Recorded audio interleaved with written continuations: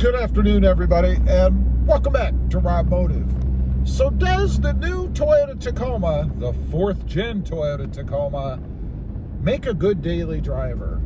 And you know, the answer to that is yes and no. So let's run through it. Why? Why do I say both? Well, let's start on the positive side. You know, it's fun to drive. Plenty of acceleration. Add the pedal monster to it, gets even better. But plenty of acceleration, fun to cruise around in. It handles well. The seat position is right. The seat padding is right.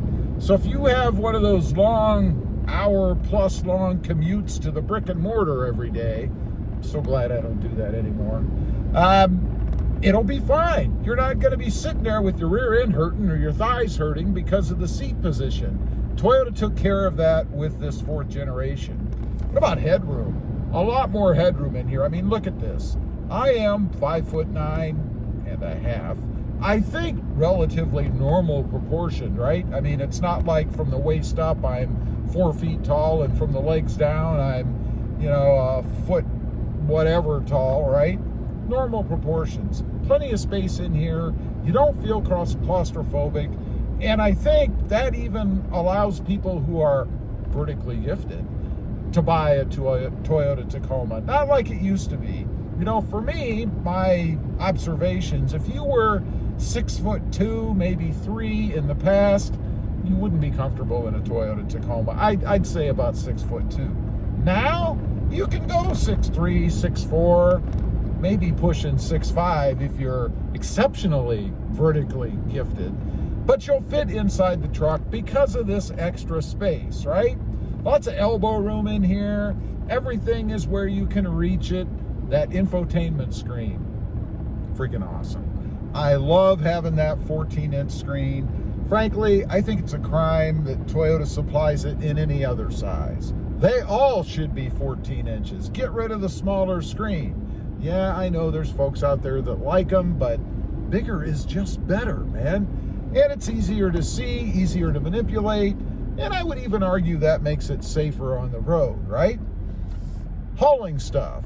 Well, it's a truck. I mean, obviously, you've got the bed. You can put a cover over it if you want to protect things somewhat from the elements. I've never had except one tonneau cover that I would call waterproof, and that was the cheapo, I don't even remember the name of it, one that I found on the web. And it's the only one that was ever waterproof. Every other one I've ever had leaked somewhere.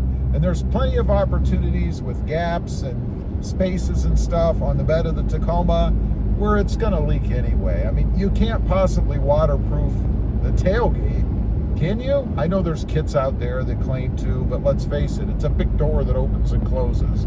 I suppose with enough weather stripping and stuff, maybe you could, but nonetheless, you are able to haul things back there, tools or whatever, if you use those things in your daily life, right? Making it another good reason for it to be a good daily driver. Now, let's get to some of the negative things. And some of these things you bring on yourself, right? Let's start with one of those. Ruining the ride of the Toyota Tacoma. There's a lot of ways you can do that. Go with a cheapo lift. Go with a block and spacer lift. Go with bigger, heavier, firmer, harder, more aggressive tires. And you know we love to do these things, right? We love to change the tires, and we love to put something on that's heavier. We like a little bit more wheel poke. Wheel poke doesn't really matter. But it's more so, I have found, the type of tire that you get. I made a mistake on this truck. I will admit it. I bought E-rated 10-ply tires. Why? They're heavy, they're firm, and when I say firm, I mean you feel everything on the road. It drives me nuts. Just kind of ruins the ride. And I'll claim ignorance. I really didn't consider that when I bought these, and if I'm being honest, I was more concerned with having the white raised letters for aesthetic purposes than I really was the tire that I bought.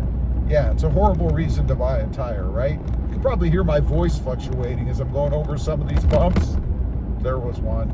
That's why I regret buying these tires. Now, let's talk about lifts. This has come up recently in the group, and I experienced this on 2 Toyota Tacomas myself that I level lifted. In other words, I just raised the front a bit to kind of level out the truck.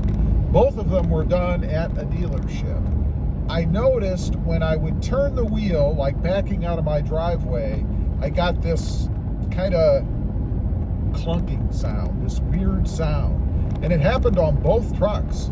So I think that unless, and I don't know what it was, I never did find out because frankly I traded those trucks off before I ever had a chance to get it diagnosed, I guess. But I'm thinking that since it happened on 2 different trucks, it's something to do with obviously the suspension and the way that the front level lift changes the geometry of the truck, right? The damnedest thing drove me nuts. And I have heard from other folks that they're having the same problem, right? That they've now got the truck, it's level lifted, and they're getting this weird noise when they turn the wheel or back out of the driveway. And the bad thing about it is it doesn't happen all the time. It's difficult to duplicate. And it's very hard, I guess, to take a truck in and have the dealership fix it when they can't duplicate the problem. And I know dealerships or service folks get a lot of flack because we take them in and we expect them to just be, I guess, knowledgeable about everything, and sometimes you have to be able to recreate the problem, right? So that's a big problem, and that kind of ruins the daily driver for me. You know, if every day I'm backing out of my driveway and I've got to hear this clunk, or maybe I'm backing out of the parking space at work or whatever and I got to hear this clunk, it just ruins the moment, the ambiance of the truck, if you will. Of course, the biggest problem, the thing that everybody hates when you talk about it, but everybody talks about it, is the fuel economy. You know, right now in this truck, I'm getting 15.2 miles per gallon. Now, I know there's folks out there that say they get in the 20s. I've even seen some folks talk about getting in the 30s. I don't know how they do it. I think they must have a pop-up sail mounted in the bed or something to catch the wind to increase fuel economy, because from my experience, I'm not even close to that. And I'm not always hard on the pedal either. I mean, you guys are with me. We're driving around. You can hear and see that I'm not flooring it every time I take off. It's just the way the truck is. Now, part of that, another one of these is my fault, are those bigger, heavier tires, right? When you put those things on, you're carrying all that extra weight around. I mean, I think for me, it's probably somewhere in the 80-pound range, something like that. The truck has to move that weight, right? So I did it. It's my fault. But nonetheless, not a good thing. That kind of takes away from making it a good daily driver as well. Overall, generally, I'd say excluding the fuel economy, the Tacoma does make for a good daily driver, and I think it's the best example of any Tacoma when it comes to living with it on a daily basis. It won't beat the hell out of you, except your wallet. And you can still play with it, you can mod it, you can take it out on the weekends and have fun. It's just an awesome truck. Leave a comment, let me know what you think. If you're daily driving the Tacoma, was it a good decision for you? Does it make for a good daily driver or not? I'd be curious to know. Also, real quick, don't forget, smash that subscribe button if you haven't before, and we'll see you next time on the web. Bye.